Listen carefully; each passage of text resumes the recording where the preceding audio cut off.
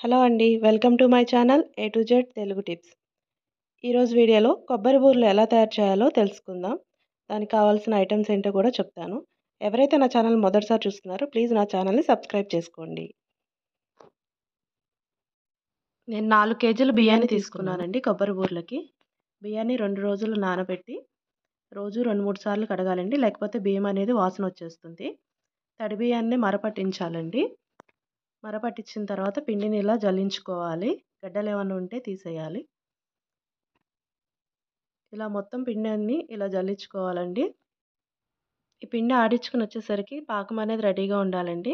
ఎందుకంటే బియ్యం పిండి తడి ఆరేలోపు పాకంలో కలిపేయాలి. లేదంటే తడి ఆరిందంటే పాకానికి పిండి అనేది ఎక్కువగా పట్టదు. ఇప్పుడు బెల్లం పాకం ఎలా తయారు చేసుకోవాలో తెలుసుకుందాం. కట్టెల పొయ్యి మీద చేస్తున్నాం కదండి. గిన్నెకి మట్టి పూస్తే మస అనేది ఎక్కువగా అంటదు. 4 కేజీలు బియ్యానికి 2 కేజీలు బెల్లం అనేది పడుతుంది.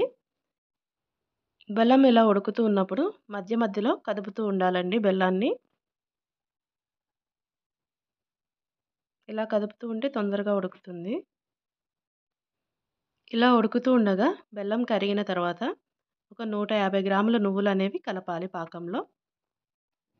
నువ్వులు కలిపిన తర్వాత ఒక 100 గ్రాములు నెయ్యి కూడా కలిపితే నెయ్యి అనేది బూరెలకి టేస్ట్‌ని ఇస్తుందండి. స్మెల్ కూడా బావుంటుంది. నెయ్యి, నువ్వులు వేసిన తర్వాత పాకాన్ని ఈ విధంగా బాగా మిక్స్ చేసుకోవాలండి. నెయ్యి, నువ్వులు పాకానికి బాగా కలిసేటట్టు మిక్స్ చేసుకోవాలి. మధ్య మధ్యలో పాకాన్ని చెక్ చేసుకుంటూ ఉండాలండి. ఒక ప్లేట్‌లో నీళ్లు తీసుకొని పాకం అనేది దాంట్లో వేసి బూరెల పాకానికి ఉండలాగా రావాలండి. ఉండలాగా వచ్చిందా లేదా అని చెక్ చేసుకుంటూ ఉండాలి మధ్యలో. పాకం అనేది ఉండకు వచ్చిన తర్వాత కొబ్బరి అనేది యాడ్ చేసుకోవాలండి పాకంలో. 2 కేజీల బెల్లానికి 4 కొబ్బరికాయల కొబ్బరి అనేది అవసరం అవుతుంది. కొబ్బరి వేసిన తర్వాత దాన్ని కదుపుతూ ఉండాలండి.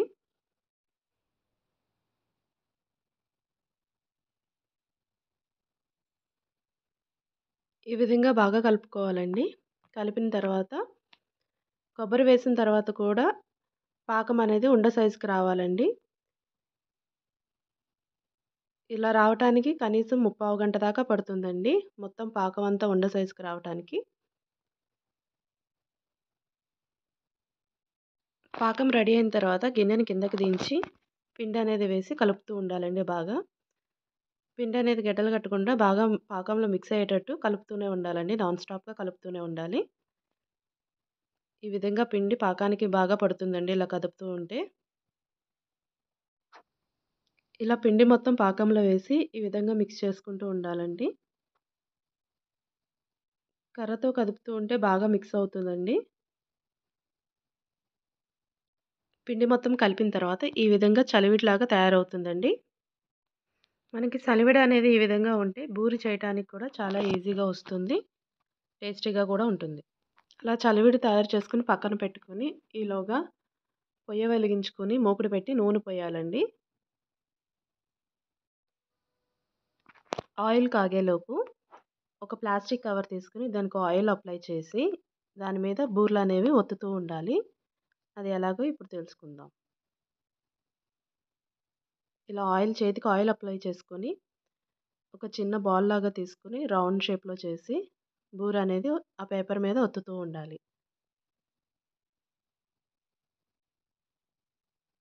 ఇలా ఈ విధంగా ఒత్తుతూ ఉండాలి.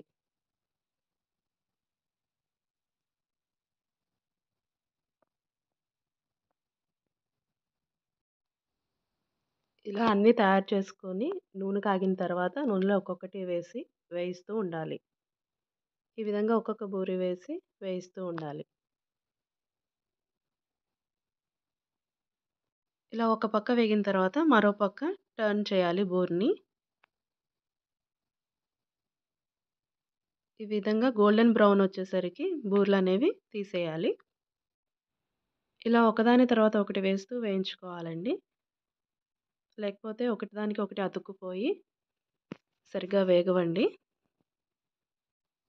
ఇలా ఈ విధంగా వేగిన తర్వాత తీసి పక్కన పెట్టుకోవాలండి. ఎగ్జాక్ట్‌గా ఈ కలర్ వచ్చిన తర్వాత తీస్తే మీకు బూరె అనేది చాలా టేస్టీగా ఉంటుంది. నేను చెప్పిన మోతాదులో గనక మీరు చేస్తే బూరెలనేవి చాలా టేస్టీగా వస్తాయండి.